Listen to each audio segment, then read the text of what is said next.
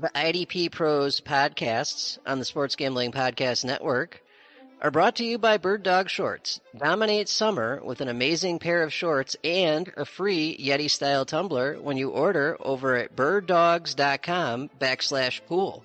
That's birddogs.com/pool.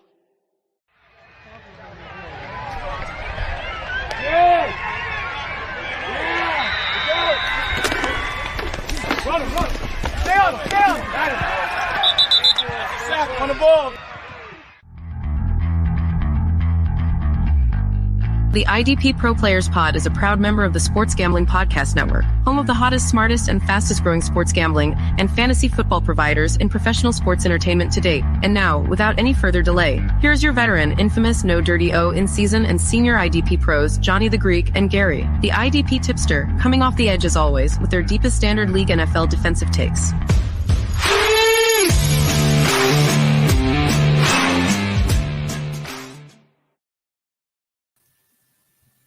And Gary strikes again on the winter editing. Or you have, oh my God, I got some editing to do tomorrow, don't I?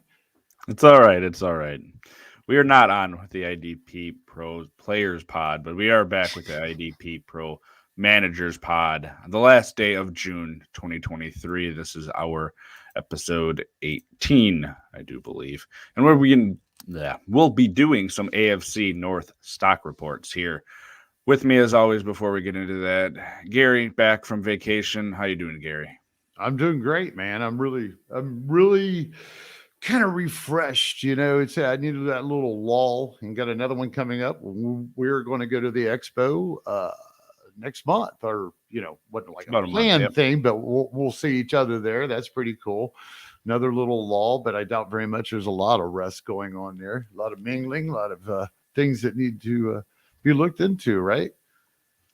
Yeah, it'll be nice to meet some people in person and sit down and talk as opposed to doing everything virtually. It's a lot easier in person to do that stuff than through a computer.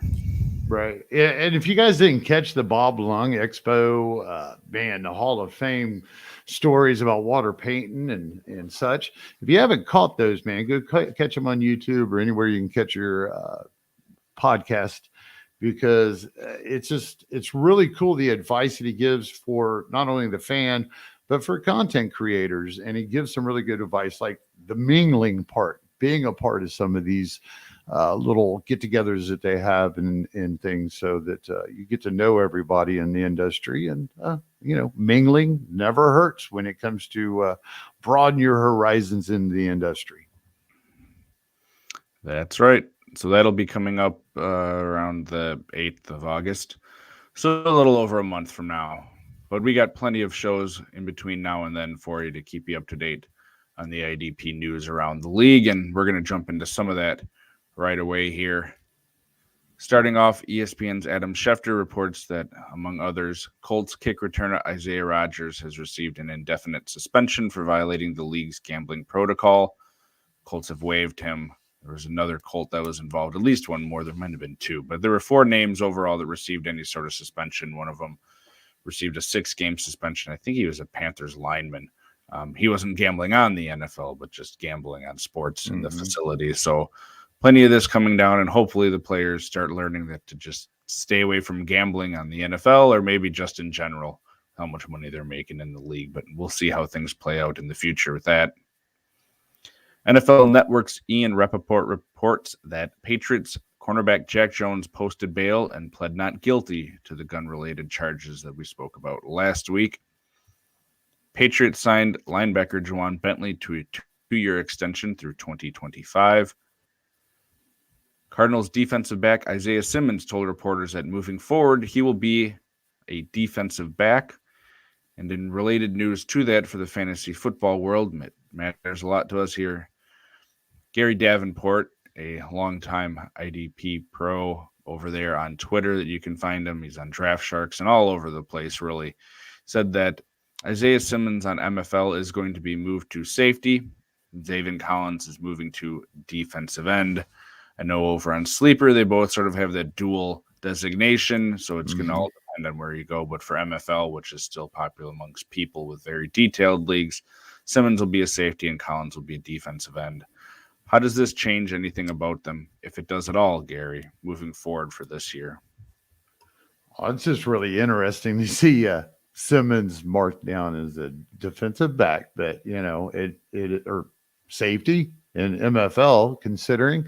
But I mean, you got to be pretty excited if you already had him on your roster, and I got a feeling that his stock is going to start climbing for a defensive back / linebacker on Sleeper. I know I jumped on him on a best ball just recently.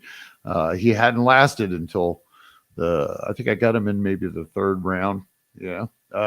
And just for that dual designation. So it sounds like he's locked and loaded and ready to go. I mean, you kind of lose a little bit of positional value considering how many defensive backs there are, but we have to assume, especially with dual designations, that in some places that his value increased there. So how do you look at it?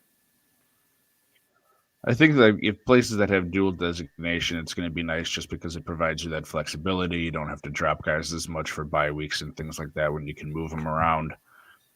Simmons did play a lot of defensive back in college. That's what he was primarily, but he played sort of that, some systems call it the Joker role. I don't know what they do specifically at Clemson, but where you play all over the field, played some slot corner, played some linebacker, and it's sort of the same thing they had him trying to do later on in Arizona there.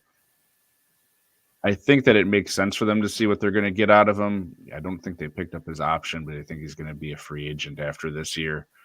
And they've already invested in him to this point. See what you can get out of him. Maybe you can re-sign him if you like what you're doing there, because it seems like they've still have an unsettled defensive back position. There's still those rumors about trying to move on from Budda Baker. That would leave another safety spot open next to Thompson. Simmons is still young. He's super athletic. He just hasn't figured it out as a linebacker completely. But if he has that positional versatility where he could, still play some linebacker and, slot corner and all that, it's fine. And Zaven Collins is interesting. When he was drafted, I never thought he was a true linebacker, like an inside guy like they tried playing him as. So I think he does fit better on the outside there. He's got good size. Towards the end of his college career, he showed a little bit of that pass rushing prowess, but I think he's going to have to step that up at the NFL level to truly have value as a defensive end, because the tackles will be there. It's just, will those big plays be there for him is the question. Yeah, I like him. He'll develop. I think we'll know by mid-season if we've got anything to look forward to for the following season, getting him up in the ranks as a defensive line play. We'll know about half season, I think. I mean, if he turns it on towards the end of the season, it's a little bit late to sit there and really project him as any kind of DL1 or upper DL2. So we'll probably be right where we are right now next time, if that's the case. But he might surprise us. He might shock us. I mean, it's a good opportunity.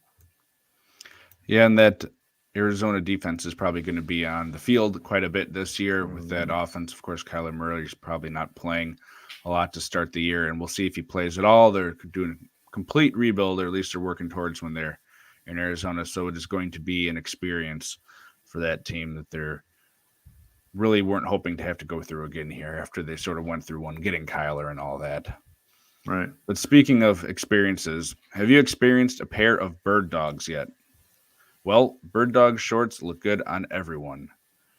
Bird Dog's stretch khaki shorts are designed to fit slimmer through the thigh and leg, giving you a truly sculpted look. Bird Dog's shorts do the exact same thing as Lululemon, but they feel and fit so much better than regular shorts. You know, the ones that are made of a stiff, restricting cotton. Well, you don't have to worry about that anymore. Bird Dogs fixed this issue by inventing cloud knit fabric that looks just like khaki, but stretches so you can get a much slimmer fit without having to sacrifice movement. And Bird Dogs use anti-stink sweat-wicking fabric that keeps you cool and dry all day long. Ain't that a huge bonus, fellas? Our guys get dogged enough in the hot summers, so why not give the sweaty fellas the fit, feel, and the bird dogs they really need this summer? Just head over to birddogs.com/pool and enter promo code POOL for a free Yeti-style tumbler with your order. That's birddogs.com/pool for a free Yeti-style tumbler. and the IDP pros promise that you'll never want to take your bird dogs off, unless you get another pair, of course. Well, as I mentioned earlier on, we're continuing our traversing through the divisions of the NFL and kind of giving a stock up, stock down on players that are veterans of the league. We're really trying not to mention rookies because, of course, we've heard about them ad nauseum even at this point in the year, and there's a lot that remains to be seen with them. But we're going to start with the AFC North this week, and the Bengals are going to be up first.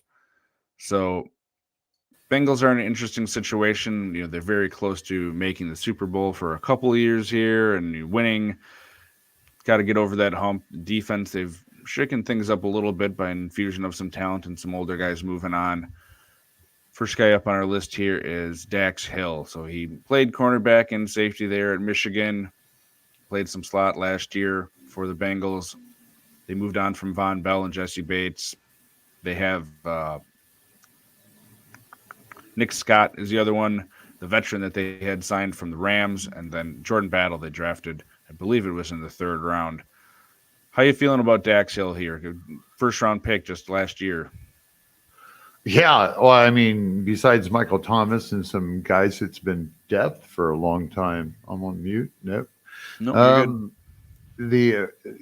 I mean, he's all of a sudden a veteran in the room, really. He's the Bengal secondary veteran in the room. For everything is pointing to him having a major role in this whole situation. He's the only guy coming in that had any starting experience, which was only like 14% or something of the snaps on defense last year. He only started a couple of games, if I remember right.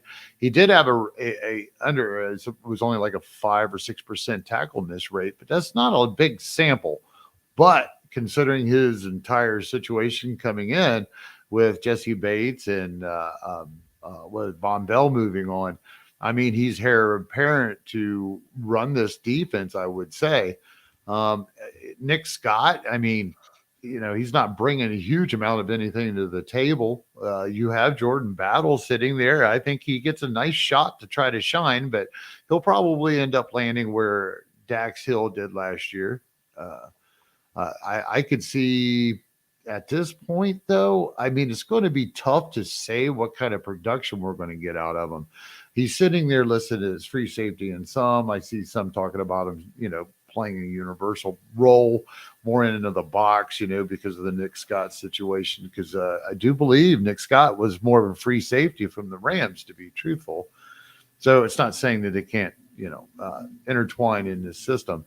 But when it comes to Dax Hill, you know, I'm going to slap a DB2 on him and take a nice flyer at him. But considering what we did see out of Bates after they redeveloped the front line with Trey Hendrickson, Sam Hubbard, they got BJ Hill on there, another guy we're going to be talking about. You know, it's kind of hard for me to really fall super in love and say, hey, go spend some real stock on this guy. He's a guy that's been sort of forgotten about. I think the safeties in general are in a lot of drafts because there's unknown variables with all of them, just how they're going to play out, the usage that they're going to get. And I think you're probably going to see all three of them have games throughout the year. I have a hard time seeing any one of them right now just sort of coming out of the gate and just being the guy that you want to have here. I think it's going to be some rough sledding all around if you're just counting on one of them throughout the whole year. But he has that draft pedigree. You know, his brother's an NFL player, Justice Hill. I think he's still with the Ravens. So, you know, he knows a little bit about the NFL life before he's getting there.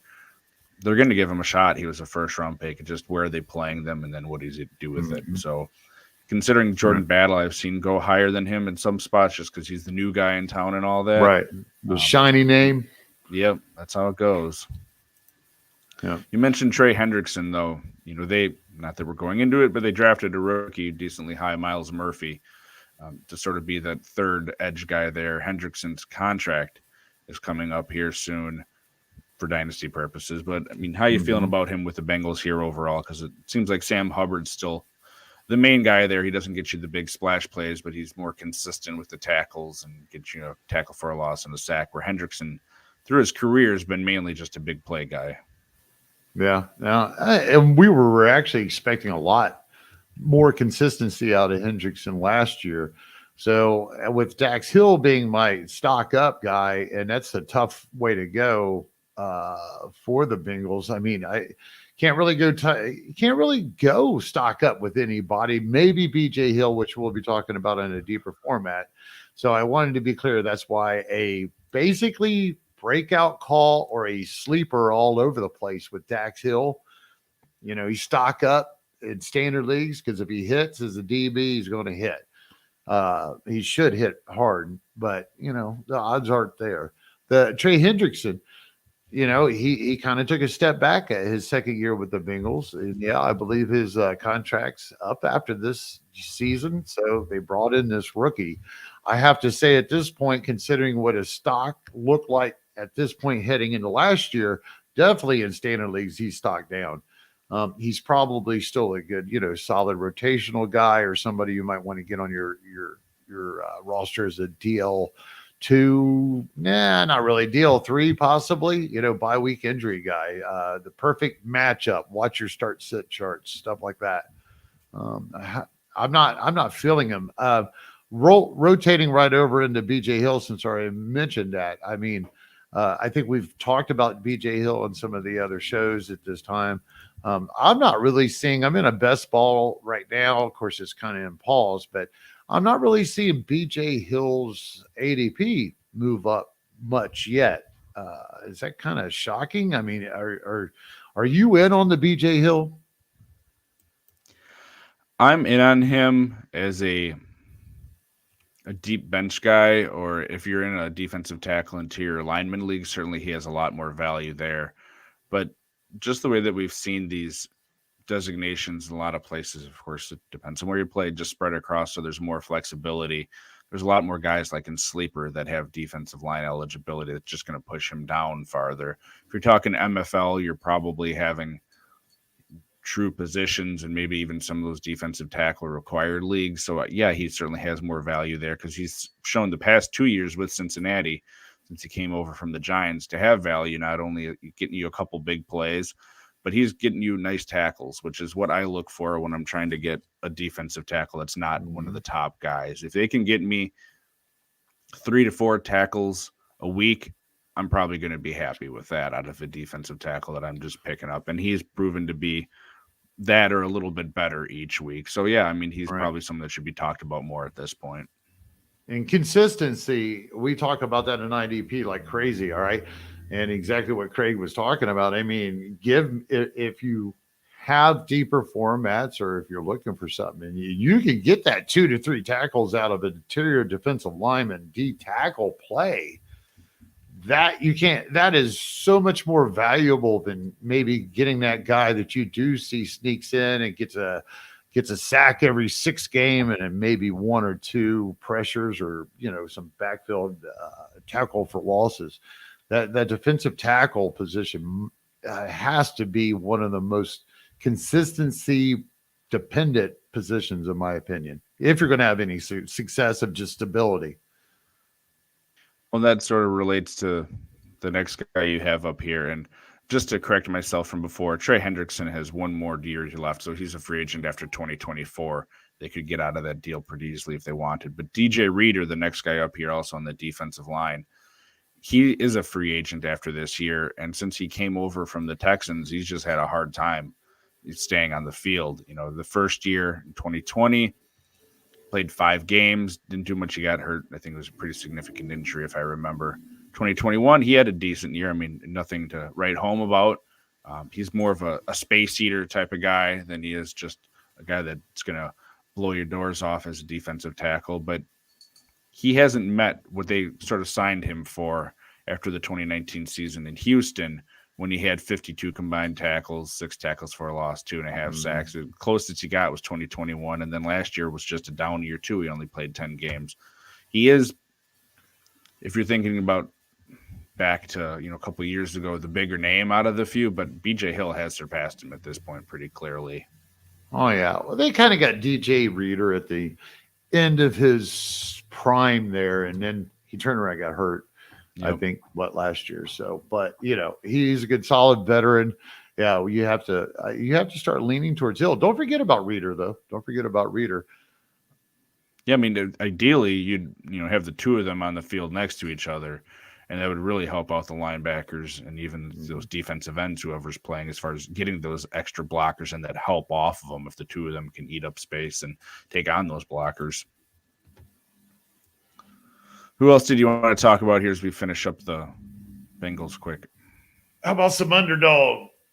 You want to talk about underdog? Well, it's fancy that you bring that up, Gary, because we are brought to you by Underdog Fantasy this week, and Best Ball Mania 4 is here, and Underdog Fantasy is giving away $15 million in prizes. Underdog Pick'em is also a great way to get down on your favorite MLB and NFL season player props. There's so many ways to win over on Underdog, and Underdog is available in so many states. Go to UnderdogFantasy.com and use promo code SGPN for a 100% deposit bonus up to $100. That's if you put $100 in, they're going to give you $100 to play with. And that's UnderdogFantasy.com, promo code SGPN. So parlaying off of that, man. So Dax Hill, BJ Hill, I'll tell you what, we're going to have the BC Classic Satellite Leagues coming out for the breast cancer awareness, to get into the main league next year. So they're free to enter. We're just going to ask you to make a donation. If you don't, just join in. It's all about IDP and bringing out the awareness for breast cancer anyhow.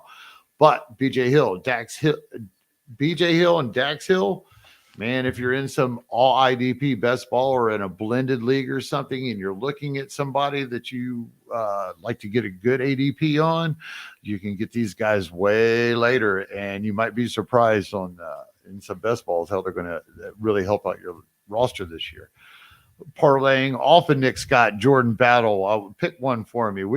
If you have to sit here and you're throwing a dart at one of them to actually succeed for the entire season and be worth something next to Hill, who you got?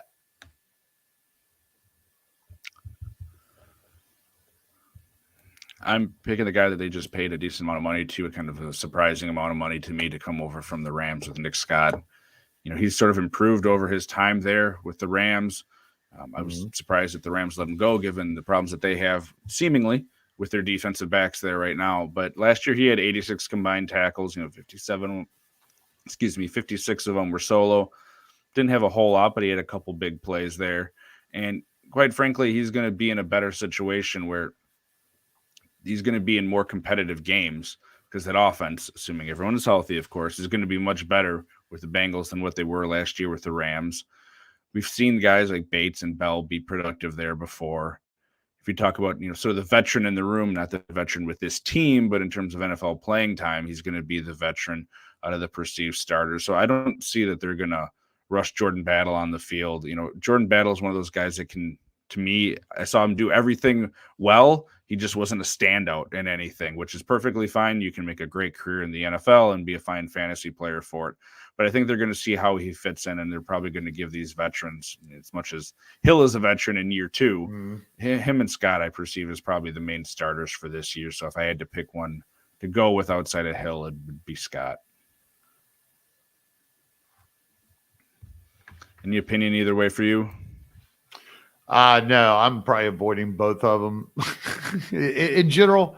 But yeah, if I'm sitting there and tagging one, you got to go with the veteran, and the guy just got paid. It's just kind of sometimes you got to narrow it down past anything to just find a reason. CouldScott, he could be viable. When I see a depth chart like this, I wonder how John Johnson and some of these couple of these other maybe veterans that are out there are still free agents, unless I miss it and John Johnson slid into a role somewhere that I don't know of.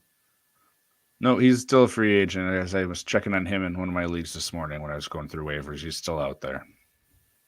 Speaking of safeties, we're just going to slide right into the next team, the Browns. We're going in alphabetical order here through the teams by their team name, not their city.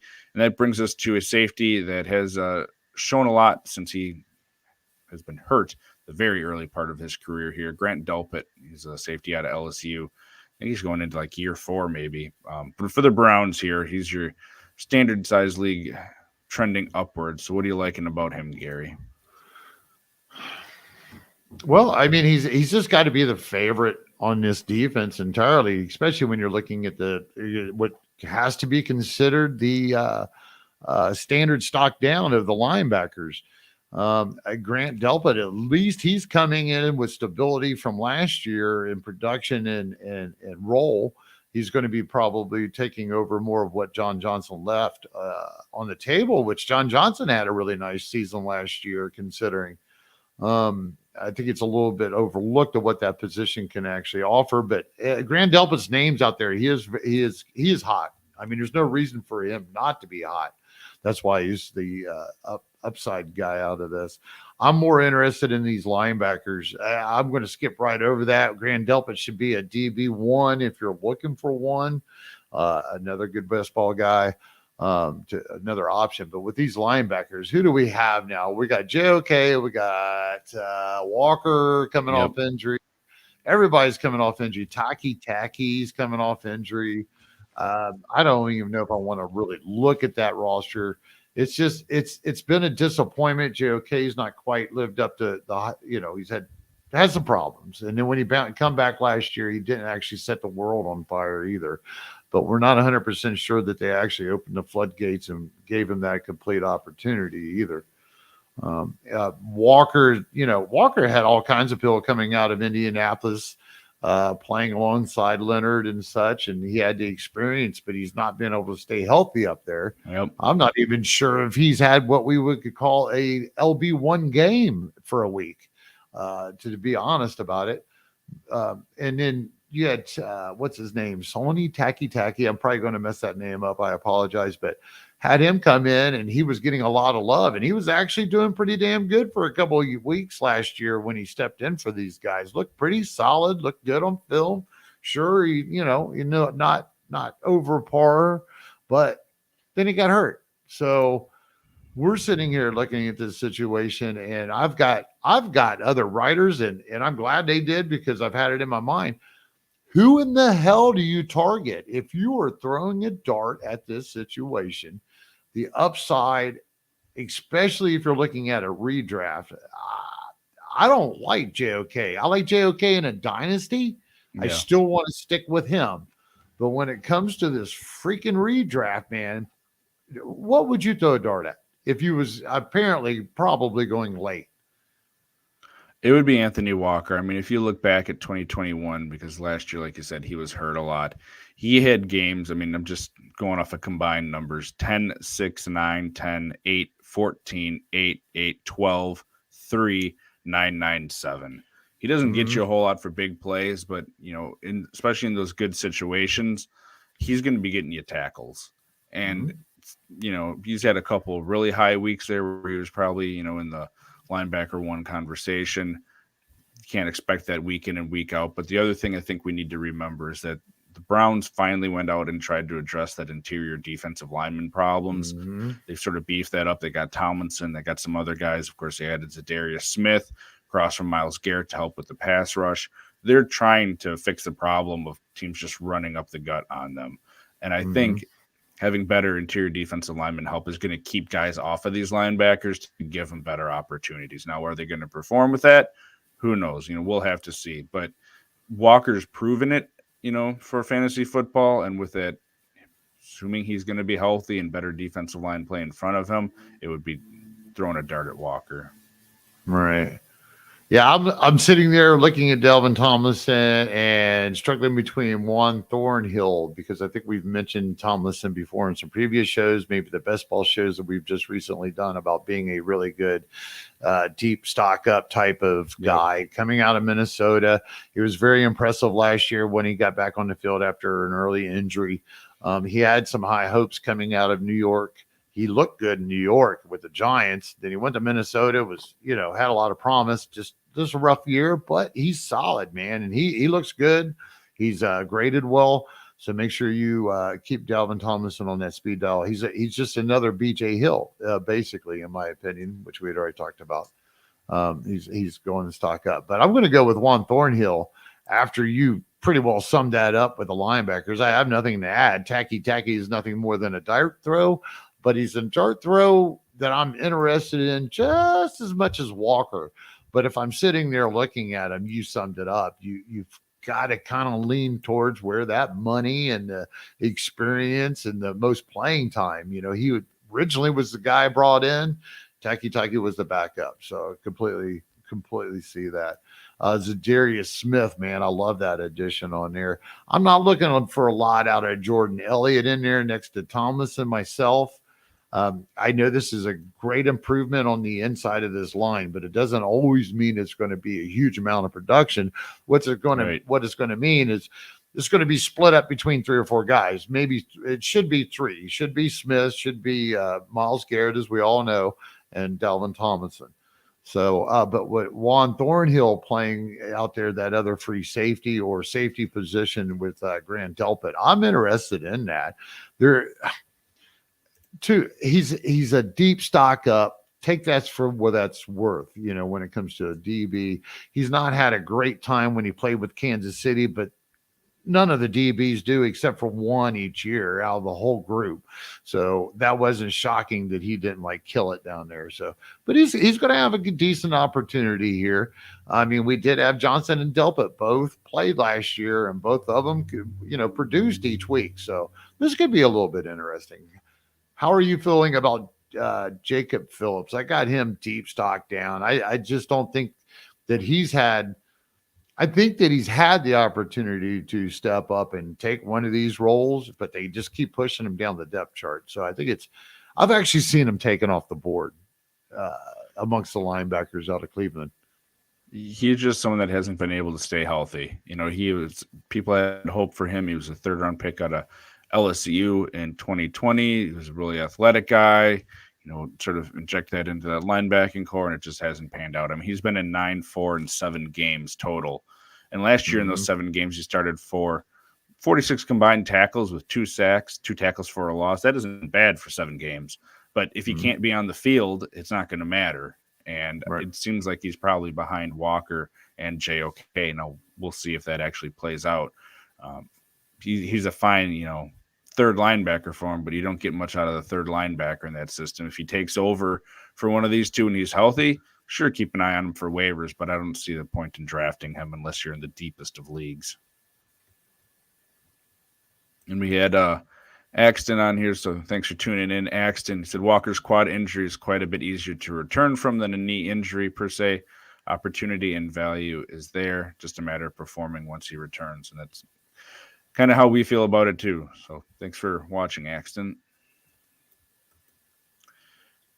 And we will be going into our next team, which alphabetically, if I could remember it, I think it is the Ravens. I have to go back to my school days of remembering my alphabet and not sing it out loud to you all. But we'll be back right after this. Hey, all you crazy IDP fans. We are hosting the IDPros Breast Cancer Awareness Giveaway, where you can win a Roquan Smith Baltimore Ravens jersey. All you have to do to enter is donate $3 or more to any nationally recognized cancer organization and post a pic of your donation with the hashtag IDPROS. That's hashtag IDPros. The drawing will be held on August 24th. Find more information on this podcast Twitter page or on any of your favorite IDP Pros accounts. Enter today and help us bring cancer to its knees.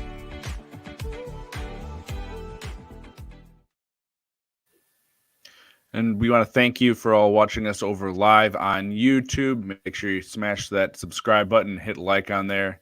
And while you're there, tune on notifications so you're getting all the great content from SGPN whenever it's popping up on your feed.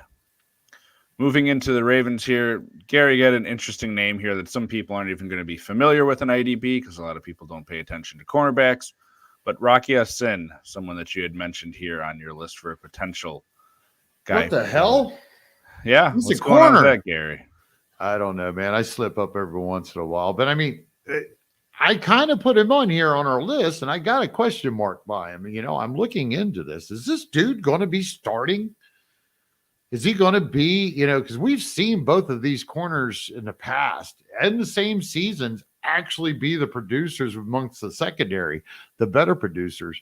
So, I mean, granted, he is not Humphreys or what was the Peters was the other one last year. Yeah, Peters, right. So, I mean, is he the heir apparent? Because I'm not personally sold that out of the secondary, Kyle Hamilton, which we're going to talk about in a deeper, as far as I'm concerned, is more of a deeper stock up after last year's performance and no proof that he's going to be able to be the DB1 top 5 guy that everybody really wants coming out of Baltimore.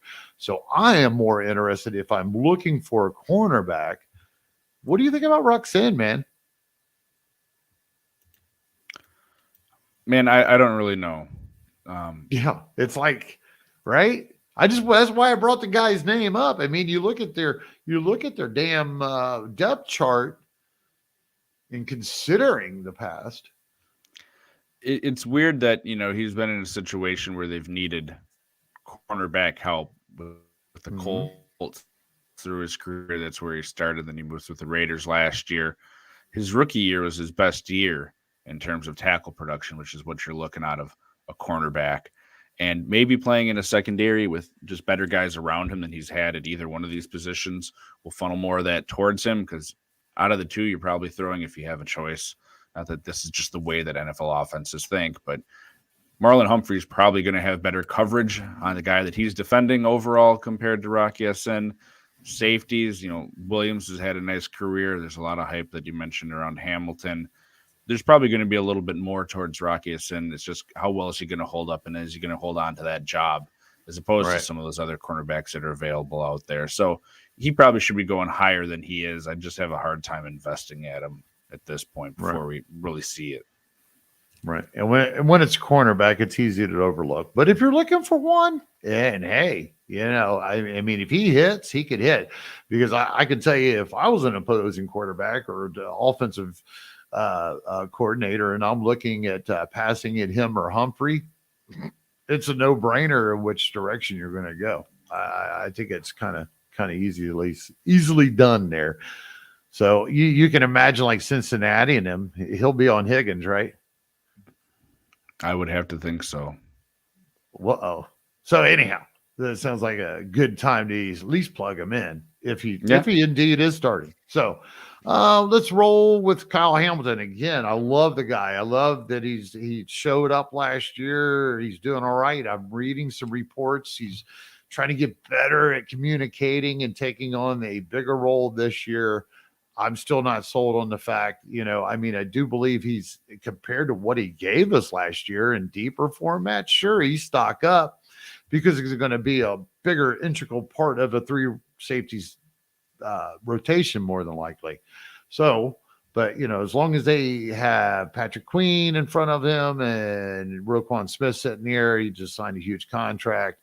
I am having a really hard time at this moment, as long as this roster stays as it is, thinking that Kyle Hamilton is just coming in and doing the same thing and is automatically a top 10 producer at DB. So rolling off of that, I don't think you have an argument. I mean, I don't know how you feel about it. We've covered him before, so sometimes I'll take it for granted in the back of my head when I'm talking to you, Craig. Apologize. No, that's fine. Go ahead. Continue. So, Marlon Humphrey, we're talking about him, and we was talking about Roquan being up. I got a question mark on Marlon Humphrey. He's kind of aging. He's fell off. He's not quite the guy that we were seeing in the past. Injuries are definitely a big part of that. As a guy that might be interested in cornerback, you still have interest in Humphrey, or is he getting stocked down now in deeper formats? I mean, it's probably stocked down just because, there isn't another great cornerback like, Peters across from him had been prior in his career. And it doesn't seem like they're going to need to use Humphrey in the same way. He had been used similarly at times and across some seasons to Jalen Ramsey prior, where, he could just be a chess piece across the field. You could play him at cornerback. You could play him at safety, move him up to get tackles. I don't think he's really, if they're healthy, going to need to do that as much anymore, which is going to take away some of his value. Having that and being labeled as a cornerback, if you're in the cornerback required league, is awesome. It's sort of like a cheat code. He's probably going to be used more as just a cornerback now with the safeties that they have there. So, I mean, for me, it's a little bit of a stock down. You include injuries and age on top of that. Well, before I get to getting your opinion about the 2 edge rushers, young guys, I want to talk about Patrick Queen a little bit, about possibly being a stock down in standard leagues. So here's my thinking on this. Do we really believe Patrick Queen is going to be a Raven next year alongside of Roquan Smith after he just got paid? You got Kyle Hamilton and all this. All right. So will Patrick Queen be able to, even if he matches last year's numbers, which was astonishing, getting put in next to Smith and getting a full-time role, which Baltimore has never done with their two inside linebackers for quite some time. Patrick Queen, not a Raven. Is he good enough to go in and be that guy that he just couldn't quite be here at Baltimore? Could he be that somewhere else? So I guess what I'm thinking in dynasty standard leagues, I'd like him in redraft this year, but when it comes to dynasty, he's sliding down on my board a little bit because I'm a little bit concerned. He's going to probably not inherit the middle linebacker position for any team. He's probably going to be a weak side kind of guy. Everybody can see was kind of playing. He could not shed the blocks. He's not a run guy. He's not a hole stopping all around dude, in my opinion. He's more of what I see, and I think more of a sideline to sideline coverage guy. So I think I would be his next role. Unfortunately, that doesn't always come with a bunch of combined tackles. It comes with more of, kind of a LB2 numbers. How do you feel about Patrick Queen dynasty-wise? I mean, if I have him, he's probably a hold with the hopes that he goes to a team and gets that 3-down role as the main guy. But like you said, with what we've seen out of him in Baltimore, it doesn't seem like that's probably going to be his future unless that some big light switch flips on and he gets it figured out. They had to bring in all sorts of guys. There was Josh Bynes and I think like Chris Board. I mean, they had some guys that just knew the system and knew how to lead the defense from the middle, and they moved Queen to the, like I said, the weak side there, and that's why they went and got Roquan, because they could, and he's just so much better. So I think Queen's probably gone next year, and if you have him, hold him, hope that he gets to a great spot, but I don't have a whole lot of hope for being what we thought he might be when he got drafted there for fantasy. So Kyle Hamilton is the guy that I'll be interested in more next year than I am right now if Queen is gone. Just want to add that in there. Oweh and Ojoboa. No? Well, how am I saying that wrong? David Ojabo. Okay, so we got, I think it was a former first round, second round, maybe second round and third round guys. These guys are still young, 2-3, they've only been in the league for a couple, 2-3 years. They're moving up the depth chart, going to be playing across from Bowser, which Bowser's a good guy. On film, he's a great role player. He's a great solid contributor for their starters, but he's not a huge producer for IDP. So if we were looking for one of these, just looking here off the top, I like looking at ESPN because it's funny at times, but at the same time, I think it's a little bit more accurate than some of the others at this point in time of the year. But they have Oweh in there as one of the outside rushers across from Bowser. Any interest here in any of the or either one of these guys? I think Oweh might be getting the lean on because he was the most recent draft pick. Oh, no, he's the first rounder, 2021. Been hurt a lot. Yeah, Oweh is the guy that incredible physical talents coming out of college. But even in college, he did not get home a lot. He got a lot of pressure, but he just couldn't finish the plays, whether it's, a lot of tackles for a loss, a lot of sacks. Haven't seen a whole lot out of him at the NFL level. I mean, hasn't started much, but he's played well, 15 and 17 games, but it's been a rotational thing because they've brought guys in since the Ravens have felt they were contending, like Jason Pierre-Paul last year. They got Justin Houston the past 2 years, veterans that can be in there and provide that presence. Same thing for Patrick Queen, right?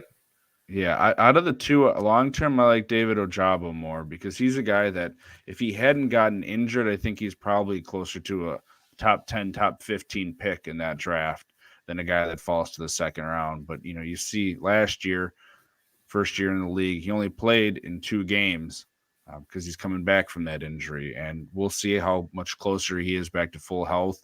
But he's the one that I like more out of the two long term. And for me, I'm not taking a big shot on either one of them just because of that tradition they've had there of not getting what they want out of these guys and then not being afraid to go get that veteran help for a team that, quite frankly, is going to have, Super Bowl plans in their minds with the talent that they have with Lamar Jackson at quarterback and getting those wide receivers in there and some of these other pieces around them.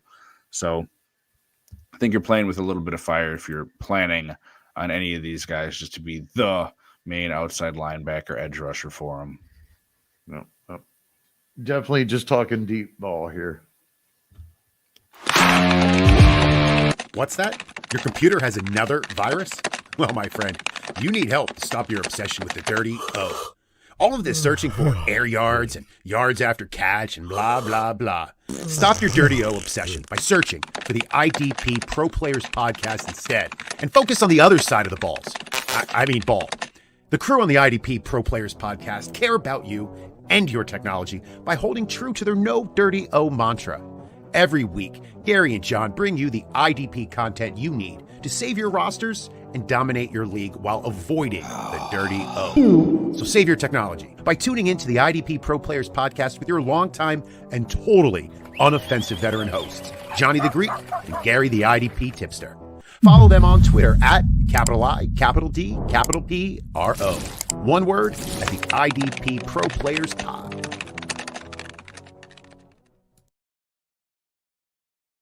That's going to lead us into the last team here in this division, the Pittsburgh Steelers.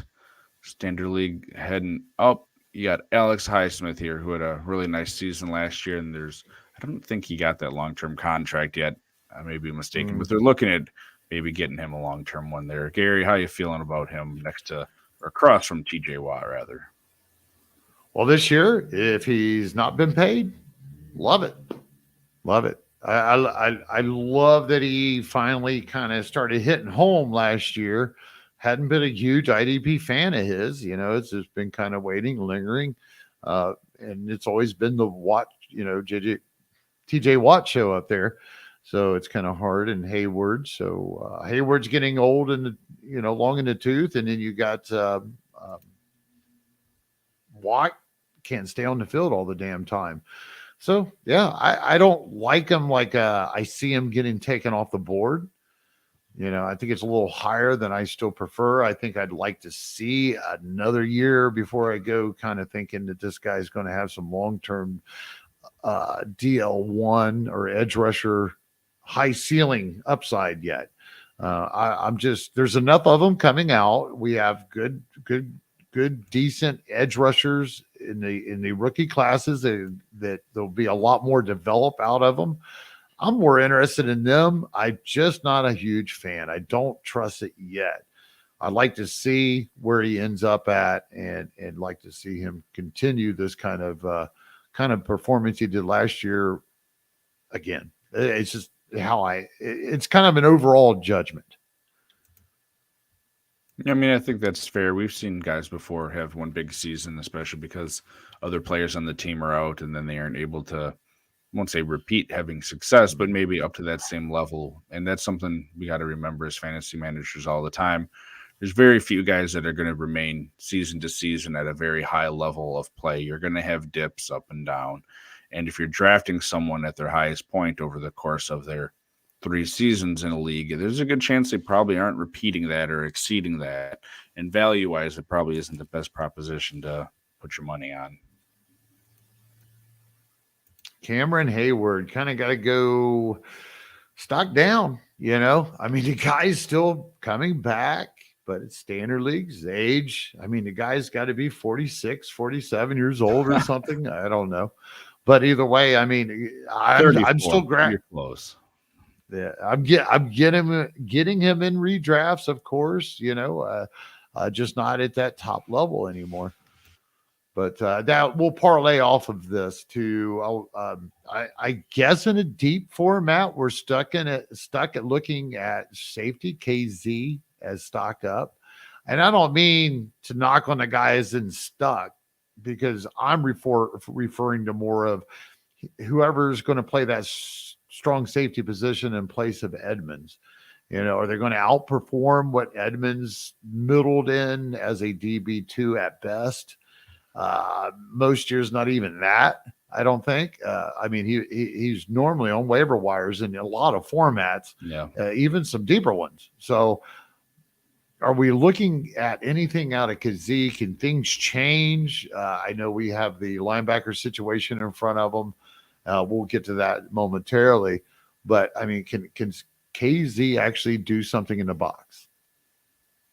He could. I'm not banking on it. I mean, out of the guys that they have there to try to slot in next to Fitzpatrick, Keanu Neal's had more success sort of in that strong safety linebacker type role, that if they need that help, I'd rather take a flyer, well after the fact of some of these other guys going, and maybe even off of waivers, just pick up Keanu Neal, because we've seen him do that in Dallas before, did it in Atlanta when he was there. So, I mean, we'll have to see how it plays out. Kazee might be named the starter, but depending on how things go, he might not even get the majority of the snaps. Sort of a mess next to Fitzpatrick, but if you're getting him for free and he's going to be a starter and he's going to be getting you some tackles out of there, it's not the worst thing in the world if you're looking for depth, but not someone I'd want to start at all.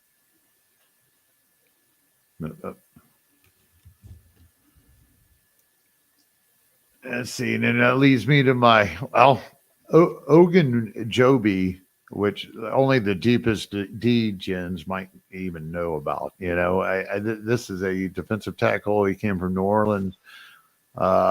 He's inserted there next to Hayward. He's just basically, I think, kind of been a bust in anticipation that he was going to do much last year.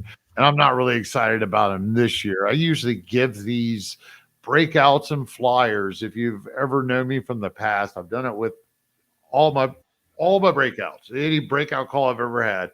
If they don't work out for whatever God reason they did not, I don't jump right back on their bandwagon the next year.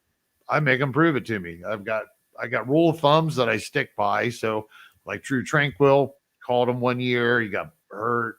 Then we wait a little bit. Well, Larry Ogunjobi, man, I just don't think that this guy's going to work out up here to any point to sit here and suggest that even in a best ball, he's worth a stash. So in a deep format, I've got to go down.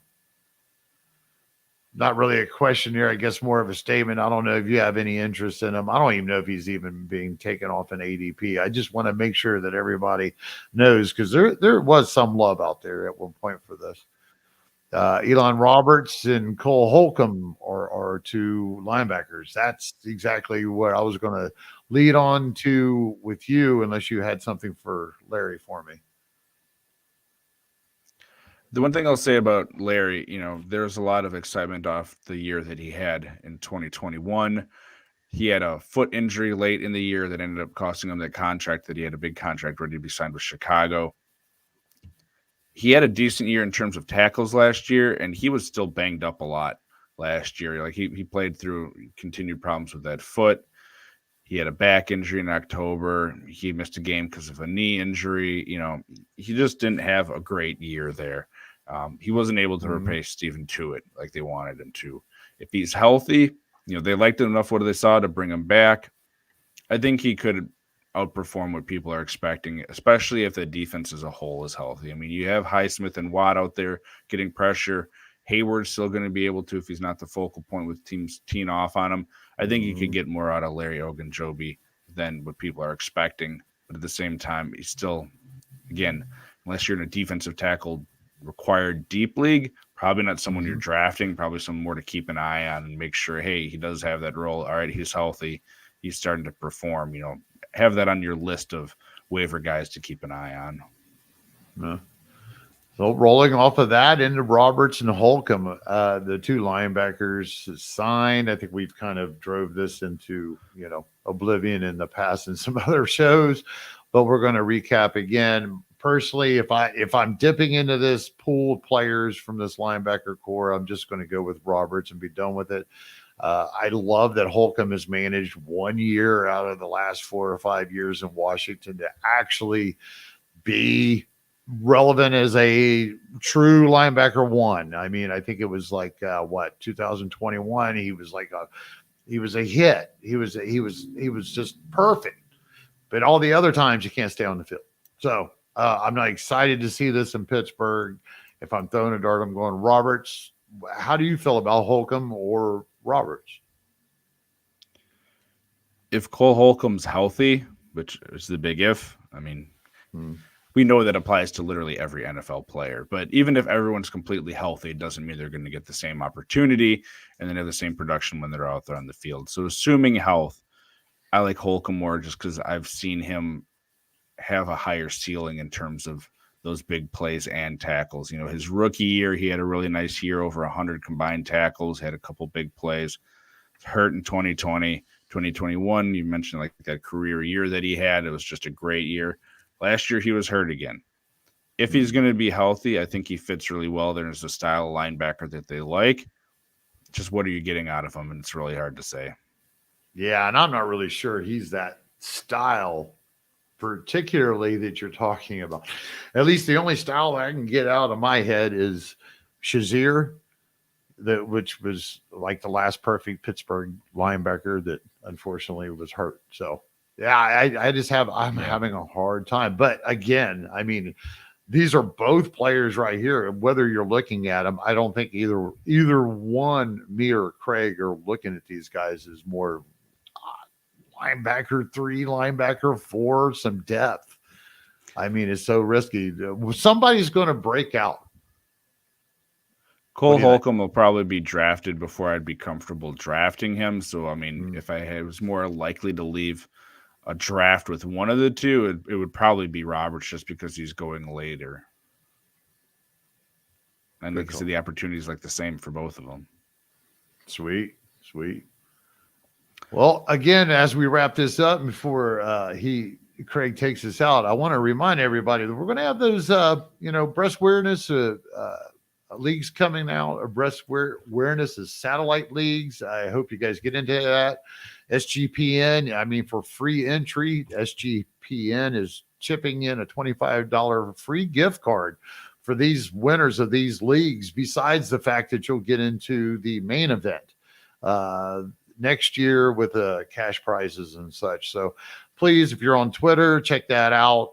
Keep an eye on the IDP Pro players and managers pods and all of our guys' accounts, and make sure you join one of those free, or please feel free to donate and help out the breast cancer and cancer awareness cause.